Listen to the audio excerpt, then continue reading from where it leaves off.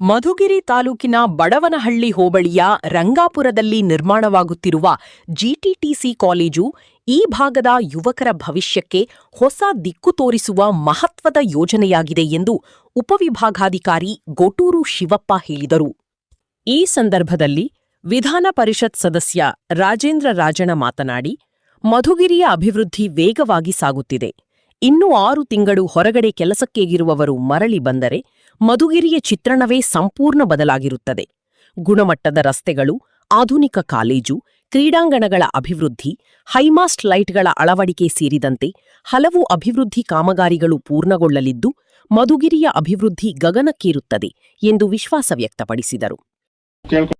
ಮನೆ ಮನೆ ಅವರು ತರ್ತಾ ಇದ್ದಾರೆ. ವೋಟರ್ ಲಿಸ್ಟ್ ಹಿಡ್ಕೊಂಡು ಯಾವ್ದು ಅಪ್ಲಿಕೇಶನ್ ಫಿಲ್ ಮಾಡೋದ್ರ ಜೊತೆಗೆ ಯಾವ್ದು ರಿಜೆಕ್ಟ್ ಆಗ್ತಾ ಇದೆ, ಯಾವ್ದು ಹೋಗ್ತಾ ಇದೆ ಮೈನಸ್. ಯಾಕಂದ್ರೆ ಇದು ಬೇರೆ ಪಕ್ಷದವ್ರು ಮಾಡ್ತಾವ್ರೆ, ಮಾಡ್ತಿಲ್ಲ ಅಂತ ನಾನು ಯಾವ್ದು ಪಕ್ಷದ ವಿರುದ್ಧವಾಗಿ ಹೋಗೋದಿಲ್ಲ. ಇದು ನಮ್ ಕೆಲಸ. ನಾಳೆ ಬೆಳಿಗ್ಗೆಗೆ ಇದೇನು ವೋಟರ್ ಲಿಸ್ಟ್ ಫೈನಲ್ ಆಗುತ್ತೆ, ಅದೇ ವೋಟರ್ ಲಿಸ್ಟ್ ನಿಮ್ಮ TP-ZPಗೆ ಅದನ್ನ ತಲೆಯಲ್ಲಿ ಹಿಡ್ಕೊಂಡು ನಮ್ಗಾರಿನ್ನ 2 ವರ್ಷ ಇದೆ. ಚುನಾವಣೆ MLA ಚುನಾವಣೆಗೆ ಇನ್ನ 2 ವರ್ಷ ಇದೆ.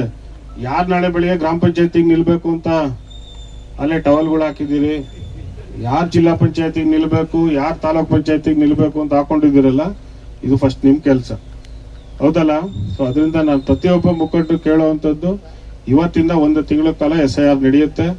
ಸೊ ಅದಕ್ಕೆ ಪ್ರತಿ ಬೂತಲ್ಲೂ ಬೂತ್ ಲಿಸ್ಟ್ ಹಿಡ್ಕೊಂಡು ಯಾರು ರಿಜೆಕ್ಷನ್ ಆಗ್ತಾ ಇದೆ, ಯಾರು ಸೇರ್ಪಡೆ ಆಗ್ಬೇಕು ಅದನ್ನ ಮುತುವರ್ಜಿ ಮಾಡ್ಕೊಂಡು ನೀವು ಓಟ್ ಸೇರಿಸ್ಕೊಂಡ್ರೆ ಈಗ ಬರುವಂತ ತಾಲೂಕ್ ಪಂಚಾಯತಿ, ಜಿಲ್ಲಾ ಪಂಚಾಯತಿ, ಗ್ರಾಮ ಪಂಚಾಯತಿಲಿ ನಿಮ್ಗೆ ಅನುಕೂಲ ಆಗುತ್ತೆ. ಸೊ ಅದರಿಂದ ಆ ಮಾತು ನಾನು ಹೇಳ್ಬೇಕಿತ್ತು. ಯಾಕಂದ್ರೆ ಎಲ್ಲ ಬಹಳ ಜನ ಮುಖಂಡರು ಹೋಬಳಿಯವರು ಇಲ್ಲೆಲ್ಲ ಸೇರಿದಿರಿ.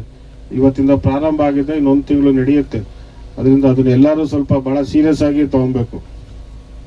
ಯಾರೆಲ್ಲ ಚುನಾವಣೆಗೆ ನಿಲ್ಬೇಕು ಅನ್ನೋದು, ಚುನಾವಣೆಗೆ ನಿಲ್ದಲೆ ಕಟ್ಟೆ ಮೇಲೆ ಕೂತ್ಕೊಂಡು ಬೈಕೊಂಡು ಅವ್ನು ಮಾಡ್ಲಿಲ್ಲ ಇದು ಮಾಡ್ಲಿಲ್ಲ ಅಂತ ಹೇಳ್ಕೊಂಡವ್ರಿಗೇನು ಅವಶ್ಯಕತೆ ಇಲ್ಲ.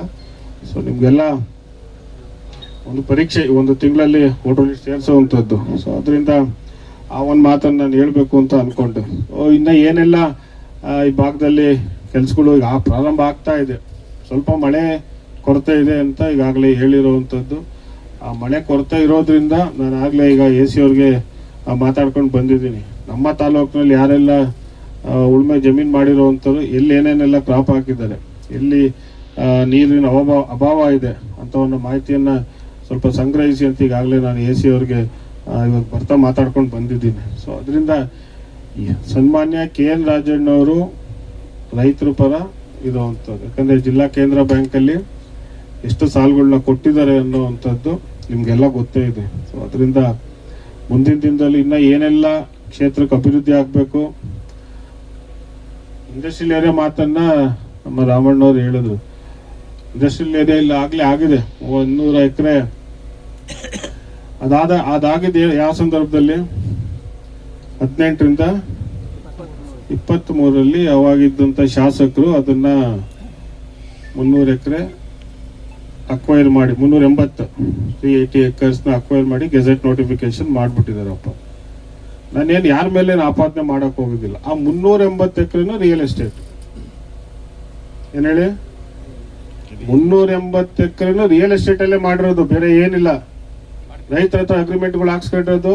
ಸರ್ಕಾರ ಕೊಡೋದೇ ಎಷ್ಟೋ ಕಾಂಪನ್ಸೇಷನ್, ರೈತರುಗಳಿಗೆ ಎಷ್ಟು ಕೊಟ್ಟಿದ್ದಾರೆ ಕೇಳಿ. 380 ಎಕರೆ ರೈತರುಗಳು ಯಾರ್ಯಾರು ಈಗ ಅಕ್ವೈರ್ ಆಗಿದೆಯಲ್ಲ ಅವ್ರಿಗೆ ಎಷ್ಟು ಕೊಡ್ತಾ ಇದ್ದಾರೆ, ಸರ್ಕಾರದಿಂದ ಅನುದಾನ ಎಷ್ಟು ಬರ್ತಿದೆ ಅನ್ನೋದನ್ನ ಮಾಹಿತಿ ತಗೊಬೇಕು. ನಾನೀಗ ಅದಕ್ಕೆ ಸಂಬಂಧಪಟ್ಟ KDB ಅಧಿಕಾರಿಗಳು ಮಾತಾಡಿದ್ದೀನಿ. ಎಲ್ಲೇ ಜಾಗ ಅಕ್ವೈರ್ ಆಗಿದೆ ಅಷ್ಟು ಪಾಣಿದಾರನ ರೈತರುಗಳನ್ನ ಅಲ್ಲೇ KDB ಅವರು ಬಂದು ಏನು ಅಲ್ಲಿ